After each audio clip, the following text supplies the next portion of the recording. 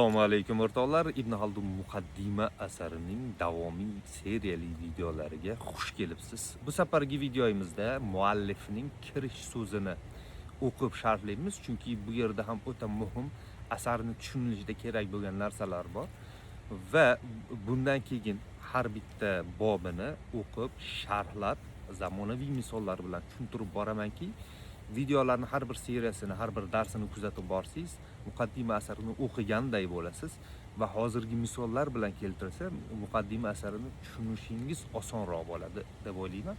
Bu safargi video biroz cho'zilib ketdi chiqishi, sababi o'zbek tilidagi tarjimasining muammosi. Ilovada mutolaa ilovasidagi muqaddima asarini o'qib chiqdim, o'zbek tilidagisini biroz og'ir yozilgan, tushunilishi qiyin yozilgan va tarjimada biroz muammolar, kamchiliklar bor. Shuning uchun turkchasini ikkitasini o'qib chiqdim, ikki kishi tarjimasini o'qib chiqdim, solishtirib o'qib chiqdim. Bittasini tanladim, o'shandan hozir tarjima qildim, kirish qismini. O'shandan hozir o'qib sharhlab beraman. Keyingi videolarimiz balkim tezroq chiqar, sababi O'zbekistondagi bitta tanishim yo'q, o'zbek tilida boshqa tarjimalari ham bor, yaxshiroq tarjimalari bor. Yaxshi qilingan tarjimasi bor. O'shani jo'nataman, kitobini siz o'shandan o'qib sharhlayverasiz dedi. U kelganda balkim videolarimiz chiqishi, serialni chiqishi tezlashishi mumkin. Ibn Xaldunning muqaddima asarining birinchi darsiga xush kelibsiz.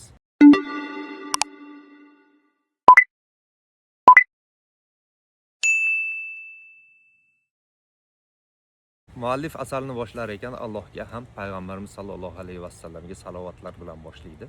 Bismillah, boshlaymiz. Bir qarashdagi tarixni tushunish borasidagi olim bilan avom tengdek ko'rinadi. Chunki tashqi ko'rinishdan tarix faqat o'tgan davrlar, o'tmishdagi hodisalar va davlatlar haqida xabar berishdan iboratdek tuyuladi. Ya'ni oddiy inson bilan tarixchi bir xil ko'riladi ba'zi hollarda. Masalan, bizdagi tanqid ham shu. Maktablarimizda o'tilayotgan tarix shunchaki voqea hodisalardan xabar berib qo'yishdek bizdagi tanqid qilinadigan tomoni ham shu. Va bir qarashdan kuzatganda tarixdan bir xabar berayotgan, ma'lumotni xabar berayotgan kishilar bilan olimlar, tarixchi olimlar birdek tutiladi demoqda. Bu borada juda ko'p voqealar naql qilinadi, mavjud hollarda o'tmishdan misollar keltiriladi va u haqida so'zlanadigan yig'ilishlar juda gavjum bo'ladi. Ya'ni bu bilan nima demoqchi? O'tgan davrlarda, masalan, Yunonni oladigan bo'lsak, Homerosni, ya'ni Gamerni oladigan bo'lsak ham, Gerodotni oladigan bo'lsak ham, bu mualliflar o'sha paytdagi Yunonda odamlar yig'ilib, o'sha bo'sh vaqtlarida yig'ilib, o'tmishdagi tarixiy voqealarni, hodisalarni, afsonalar, miflar sifatida aytishgan. Va o'shalarni Gamerda ham, Gerodotda ham o'sha voqealarni yig'ilishi bor, jamlanib asar qilingan. O'sha voqealarni naql qilinganlarni ichidan terib, Gamerda miflar bor va Gerodotda tarixiy voqealarni ichidan terib asar qilingan, tarixiy asar sifatida. Bu bir qarashda go'yoki faqat voqealardan xabar berishdan iboratdek ko'rinadigan tarix ilmining asl mohiyati esa bu voqealarni ularning sabablari va asoslari bilan birga nozik tarzda tadqiq etish va baholashga tayanadi. Ya'ni tarix ilmi aslida voqealarni shunday naql qilib aytib o'tish emas, ularning sabablarini o'rganish deb o'tgan videolarda aytgandik, o'shani nazarda tutyapti. Darhaqiqat tarix ilmi hodisalarning sabab oqibatlarini bog'lanishini chuqur o'rganadigan ilmdir. Shuning uchun u ham falsafaning zamiridir va falsafa ilmining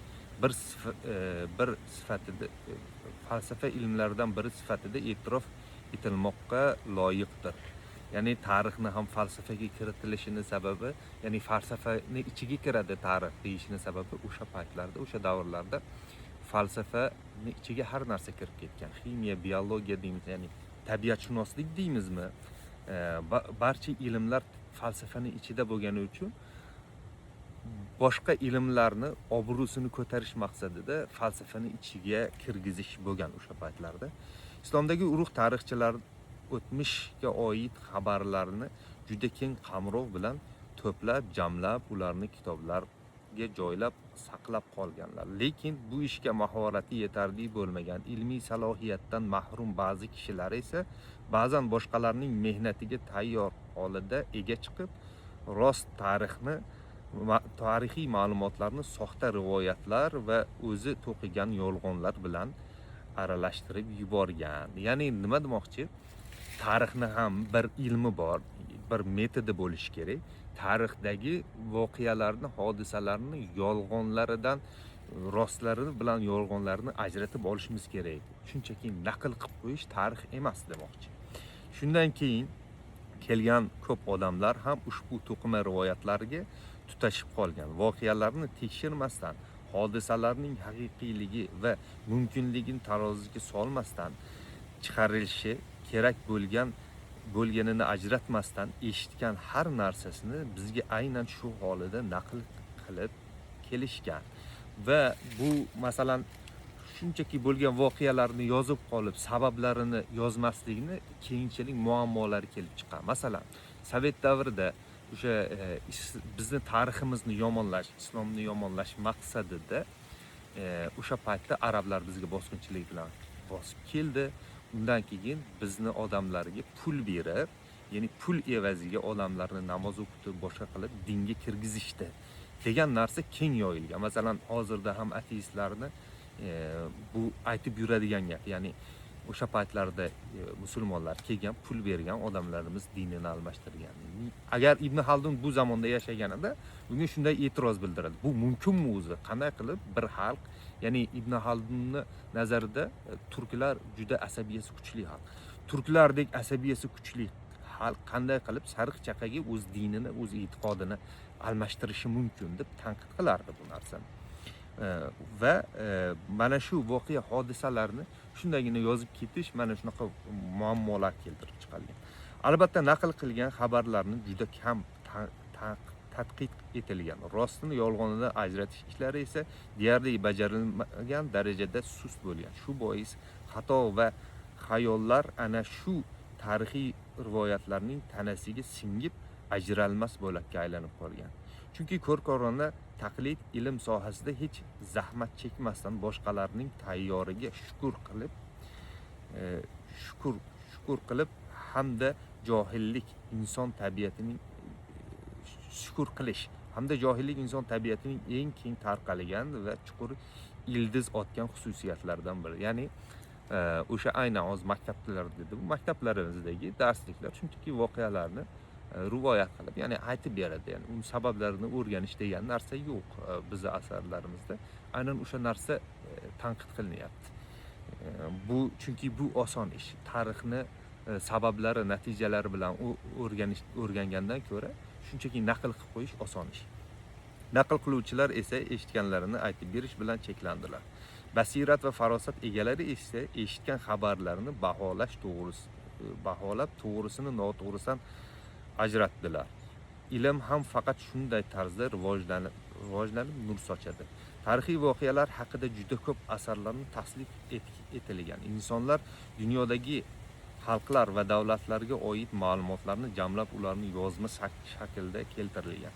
Ammo bu borada omonatga sodiq qolgan, o'zidan avvalgilar tomonidan yozilgan kitoblardan foydalanar ekan, to'g'rini noto'g'ridan ajratish uchun bor kuchini sarflagan, shu sababli haqli ravishda shuhrat qozongan tarixchilar soni ikki qo'lning barmoqlaridan oshib ketmaydi. Ibn Isoq, Tabari, Ibn al-Kalbi, Muhammad ibn Umar Voqidi, Saf ibn Umar al-Asadi va Masudi kabi zotlar shular jumlasidandir. Har nechog'lik Masudi va Voqidiylar asarlarida ishonchli va basiratli kishilar huzurida ma'lum bo'lgan, qabul qilib bo'lmaydigan rivoyatlar bo'lsa-da, odamlarning ko'pchiligi baribir sanab o'tilgan bu tarixchilar bergan xabarlarga tayanib va kitoblaridagi ma'lumotlarga erishganlar. Ya'ni bu yerda o'zidan oldingi tarixchilarni sanab o'tyapti. Masalan, Masudiy va Voqidiylarni tanqid qilinganini aytyapti. Sababi shu, sirat asarlari yozilgan. Masalan, bizda sirat asarlari qaysi? Masalan, Tarixi Muhammadiya yoki Saodat asri degan asarlar bu yerdagi o'sha ilm egalari tomonidan tanqid qilingan degani hadischilar tomonidan tanqid qilingan sirat asarlari. Sababi o'sha siyrat asarlarida o'quvchiga soddalashtirish maqsadida va davomiyligini, zanjirlar davomiyligini saqlab qolish maqsadida rivoyatlarni sahihligi tekshirilmasdan turib, san'atlari uncha tekshirilmasdan turib rivoyatlarni kirgizgan joylari bor va siyrat shuning uchun tanqid qilinadi. Misol uchun Saodat asrini oldingi versiyalarida Hazrati Umarni qizlarini ko'mganlari voqeasi bor. Va buni sanadi agar tekshirib chiqilsa, Shia Rofiziylar tomonidan Hazrati Umarni yomonlash maqsadida, qoralash maqsadida o'ylab to'qilgan rivoyat aslida bu. Va mana shu Saodat asriga kirib qolgan asariga. Undan keyingi nashrlarida menimcha u tuzaltirildi hozir, o'zgartirildi. O'sha joyi olib tashlandi. Chunki Hazrati Umarni qizlarini ko'mganlari haqidagi aniq va ishonchli dalil yo'q. Shunchaki o'sha Rofiziyni to'qib chiqargan rivoyatidan kelib chiqqan. Basiratli va daqiq insonlar, tarixchilar naql qilgan xabarlarni baholashda asos qilishi lozim bo'lgan bir muhim o'lchov mavjud. Bu o'lchov o'sha umronning, ya'ni jamiyatning holatidir. Mana shu umronning degan joyini o'zbek tilidagi tarjimasida sivilizatsiya deb tarjima qilingan. Bu joyida umron deganda sotsiologiyani, ya'ni jamiyatshunoslik ilmini nazarda tutyapti. Ibn Haldun bu gapi bilan nima demoqchi? Tarixni o'rganar ekanmiz, voqea hodisalarni, rivoyatlarni o'rganar ekanmiz, bizga bir ilm zarur demoqchi. Ya'ni o klassik asarlarni, ya'ni ilmiy asarlarni o'qir ekansiz, shunaqa narsa bor. Muallifning, yozayotgan olimning xayolida, ya'ni aqlida bir metod bor. O'sha aqlida topgan, to'g'ri deb topgan metod bilan, usul bilan boshqa masalalarni tekshirib chiqadi. Bu yerda aytmoqchiki, sotsiologiya degan bir ilm bor, jamiyatshunoslik degan ilm bor.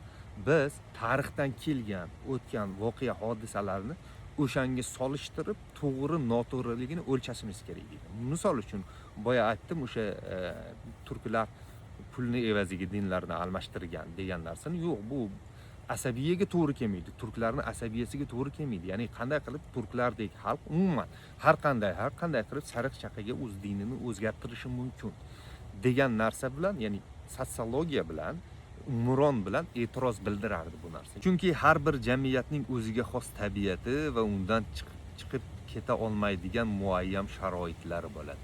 Ya'ni aynan o'sha turklarni pulini, pul evaziga dinini almashtirishini misol qilsak bo'ladi buni.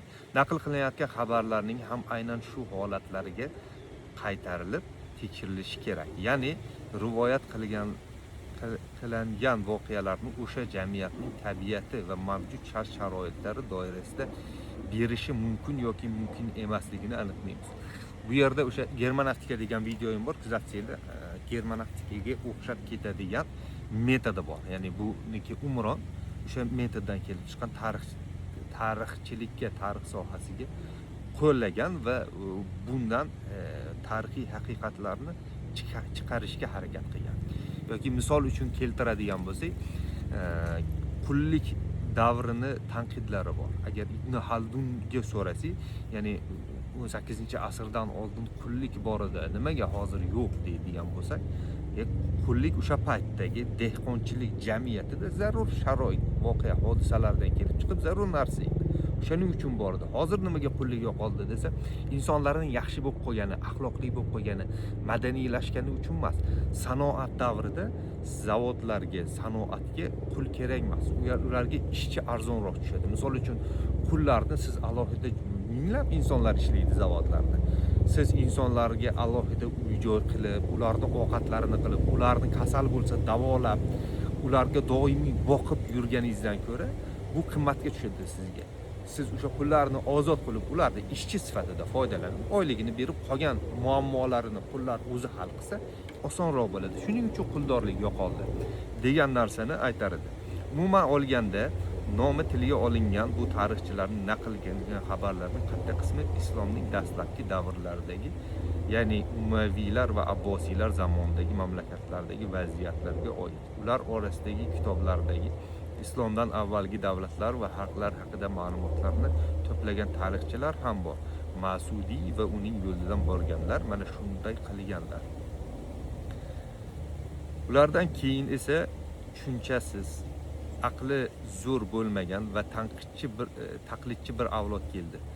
Bu avlod zamon ko'p narsani o'zgartirganini, jamiyatlar va yangi avlodlarning urf-odatlari almashganini umuman e'tibor bermasdan, avvalgilarning yo'lini aynan o'ziga xos tarzda takrorladi va ularning usullarini muhokamasiz o'ziga namuna qilib oldi. Ya'ni taqlid va anachronizm muammosidan gapiryapti. Anachronizm nima degani? Biz aslida hozir yashar ekanmiz. Tarixni ham hozirgi kun nazari bilan qarashimiz muammosi bor. Masalan, aynan o'sha quldorlikka qarar ekanmiz yoki o'tmishdagi ko'p xotinlikka qarar ekanmiz. Bugungi dunyo nazari, bugungi dunyo axloq tushunchamiz bilan qaraymiz. U paytdagi janglarga, u paytdagi kurashlarga yoki ko'p xotinlik bo'ladimi, quldorlik bo'ladimi, o'sha zamonni sharoiti, o'sha zamonni kelib chiqqan muhitidan emas, aynan o'zimizni axloqimizdan, o'zimizni hozirgi tushunchamizdan kelib chiqib qarab tanqid qilamiz. Mana shu narsani nazarda tutiladi anachronizm deganda. Ya'ni bir kishi hozirdan turib quldorlikni tanqid qiladigan bo'lsa yoki misol uchun o'sha tarixdagi kurashlarni tanqid qiladigan bo'lsa, o'sha paytda doimiy kurashlarda erkaklarni o'lib ketishidan kelib chiqib ko'p xotinlikni tanqid qiladigan bo'lsa, sen anachronizm xatosiga tushyapsan. Hozir tanqid qilinadi u inson. Ular davlatlar haqidagi xabarlar va o'tmishdagi sodir bo'lgan voqealarni doimiy rivoyatlarni go'yoki muqova va jildlardan ajratib olingan sahifalar kabi o'z davrining sharoitlaridan uzib naql qildilar. Shu bois ular rivoyat qilgan ma'lumotlar ularni baholashda asos bo'ladigan muhim omillardan mahrum bo'lgani uchun qabul qilib bo'lmaydigan ishonchsiz xabarlar holatiga kelib qoldi. Ya'ni bu bilan nima demoqchi? Mendan oldingi tarixchilarni tarix haqida yozgan narsalar o'ta zaif. Men sizlarga o'zim tarixni cho'tka qilib tushuntirib beraman degan mazmunda. Ya'ni men bir ilm topdim, Umron degan ilmni ijod qildim. O'sha asosida tarixni men qaysi voqealari to'g'ri, qaysi xato metodlarni sizlarga o'rgataman va tarix yozaman demoqchi. Aslida bu muqaddima asari Kitobul Ibarni muqaddima, ya'ni kirish qismi. Aslida bu bitta katta kitobni muqaddimasi bu. Biz faqat hozir muqaddima asarini o'rganamiz, chunki bu yerda aynan o'sha usul metodlar bor va jamiyatshunoslik, umron ilmi, hadariy, badaviy degan narsalarga ajratib jamiyatni qanday o'rganishimiz kerakligini va tarixchilikni qanday qilishimiz kerakligini o'rgatgan. Kitobul Ibar o'zi nimaga o'zi mashhur emas? Aslida Ibn Haldun o'rtamiyona tarixchi. Oladigan bo'lsak, tarixchilik qismini oladigan bo'lsak, o'rtamiyona tarixchi. Lekin muqaddima asari butun dunyoda mashhur bo'lib ketgan, chunki bunda boshqa ilmlar ham bor tarixdan tashqari. Ularning kitoblarini birma-bir o'qib chiqqanimdan so'ng ko'zlarimni g'afillik uyqusidan uyg'otdim. Ya'ni ko'zlarimni ochdim va ham o'tmishni, ham bugungi kunni qamrab oladigan bir asar yozishga qasd qildim. Oxir-oqibat tarix haqidagi voqealarni to'g'ri tushunilishiga to'sqinlik qilayotgan pardalarni ochib beradigan bir kitob yozdim. Ya'ni oldingi ulamolarimizda kamtarlik degan, hozirgichalik kamtarlik degan narsa yo'q. Ya'ni ular o'sha davrni, ya'ni islom g'olib bo'lgan madaniyat davrida yashagan olimlarimiz. Ibn Haldun bo'ladimi, misol uchun G'azoliyda ham bunaqa narsa bor. Falsafani men o'qib chiqdim, Ibn Sino bilan Farobiyga falsafani men o'qib chiqdim, falsafani endi masalalarga o'rgataman deb o'ziga ishonch bor. Shu paytdagi olimlarimizda qandaydir o'ziga ishonch bor. Hozirgi zamonaviy olimlarimiz asarlarini o'qisak, bu ishonch kuzatilmaydi. Va bu faqat olimlarda emas, xalqimizda ham shunaqa. Nimaga desa, chunki o'sha paytlarda islom g'olib bo'lgan. Bu g'oliblikni o'zi insonlarga, jamiyatga beradigan va olimlarga beradigan ishonchi bor, o'ziga ishonchi bor. Biz hozir insonlarimiz nimaga o'zimizga ishonmaymiz? Nimaga biz ko'pincha o'zimizni kamsitamiz va olimlarimiz ham o'ziga ishonchi yo'q. Chunki hozir islom mag'lub bo'lgan, bizning jug'rofiyamiz, bizning jamiyatimiz, madaniyatimiz mag'lub madaniyat hisoblanadi. Ya'ni 19-asrdan boshlab biz mag'lub madaniyatmiz va buni jamiyatga, hatto olimlarga ham ta'siri bor. Oxir oqibat tarix haqidagi voqealarni to'g'ri tushuniladigan tushunilishga to'sqinlik qiladigan pardalarni ochib beradigan kitob yozdi. Kitobdagi xabarlarni va ular haqida e'tibor qilinishi zarur bo'lgan jihatlarni boblar shaklida bayon etdim. Kitobdagi mavzularni tizimlar va rejali tarzda bayon qilib, olim va nufuzli zotlar uchun tushunishni osonlashtirdim. Bob va masalalarni esa yangi va o'zgacha bir uslubda ishlab chiqdim. Jamiyat va umron holatlarini sharhladim. Ijtimoiy hayotda namoyon bo'ladigan asosiy unsurlarni bayon etdim. Mana shuning barchasi senga voqealarning ichki mohiyatini, sabablarini va davlatlar qanday barpo bo'lishini o'rgatadi hamda qo'lingni ko'rkorona taqlid odatidan tortadi.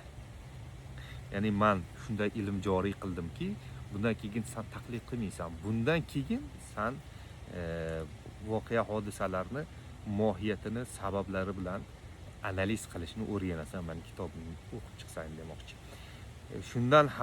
Shunda sen ham o'tmishni voqealarni anglarsan, ham kelajakni ko'ra olasan. Ya'ni men shunday ilm yaratdimki, ya'ni sotsiologiya degan ilm yaratdimki, jamiyatshunoslik degan ilm yaratdimki, sen o'tmishdagi voqealarni kuzatib, jamiyatlar va davlatlar shunday bo'lar ekan degan xulosaga kelasan. Bu ham sotsiologiyaga tegishli. Agar jamiyatini o'rganadigan bo'lsak, davlatini o'rganadigan bo'lsak, o'sha siyosat falsafasiga tegishli va bu bilan Ibn Haldun tarix falsafasi qilmoqda. Ya'ni insoniyat tarixida birinchi bo'lib yangi ilmlardan ilm ochayotgan ilmi bittasi sotsiologiya, ikkinchisi tarix falsafasi.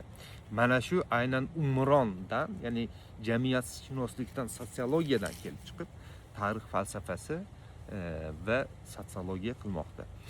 Ushbu asarda hech bir narsani kam qoldirmasdan mazkur davlatlar va xalqlarning paydo bo'lishi, ularga zamondosh bo'lgan boshqa xalqlar, taraqqiyotlar va o'zgarishlarning sabablari, ijtimoiy hayotda ko'rinadigan davlat, shahar, qishloq, ustunlik, zalillik, kamlik, ko'plik, ilmlar, san'atlar, yutuq va yo'qotishlarni, o'zgarishlar, badaviylik va hadariylik, sodir bo'lgan va sodir bo'lishi kutilgan kabi barcha masalalarni zikr etdim. Ularning dalil va sabablarini bayon qildim. Shu bois ushbu kitob o'z ichiga olgan g'ayrioddiy ma'lumot va ilmlar tufayli nodir bir asardir. Ya'ni kamtarlik yo'q shayximizda. Biroq shu bilan birga bunday ulkan ishni zimmaga olishdagi kamchilik va ojizligimni tan olaman. Ya'ni shuncha katta ketib qo'ygandan keyin o'zimdan oldingilar tarixni eplolmadim. Men sizlarga tarixni o'zim yozib beraman deb katta ketib qo'ygandan keyin biroz orqaga chekinish bor, ya'ni kamtarlik baribir bo'lishi kerak degan narsa bor. Shu sababdan bu sohada mohir va keng ilm sohiblari bo'lgan zotlar ushbu asarga faqat maqtov bilan emas, balki tanqidiy nazar bilan ham boqishlarini istayman. Shunda asardagi holatlar, tuzatishlar va tushunarsiz joylar ravshanlashishi mumkin bo'ladi. Albatta, ilm borasida oz sarmoyamni va bu boradagi kamchiliklarimni tan olaman. Nimaga bunaqa deyapti? Ibn Haldunni ilm olishi to'xtab qolgan. 18 yoshida ilm olishdan to'xtab, o'zini avtobiografiyasida yozadi. O'sha vabo tufayli ota-onasi o'lib ketadi, vafot etishadi va undan keyin 18 yoshdan davlat ishlariga kirishga majbur bo'ladi, ilm sohasini to'xtab. Va o'zi tan oladi. Ya'ni meni ilmim kam qolgan, chala qolgan deb o'zi tan oladi va mana shu ilmining chala qolishi o'sha zamonadagi hokim bo'lgan falsafani chala o'rganishi, bunday ilmni kelib chiqishi. Ya'ni Ibn Haldunni ko'radigan bo'lsak, o'sha zamondagi skolastik falsafa deydigan bo'lsak yoki mashayi falsafa deydigan bo'lsak, o'sha paytda hokim bo'lgan falsafadan ko'ra hozirgi empirik falsafaga yaqinroq bo'lgan, zamonaviy falsafaga yaqinroq bo'lgan qarashlar bor.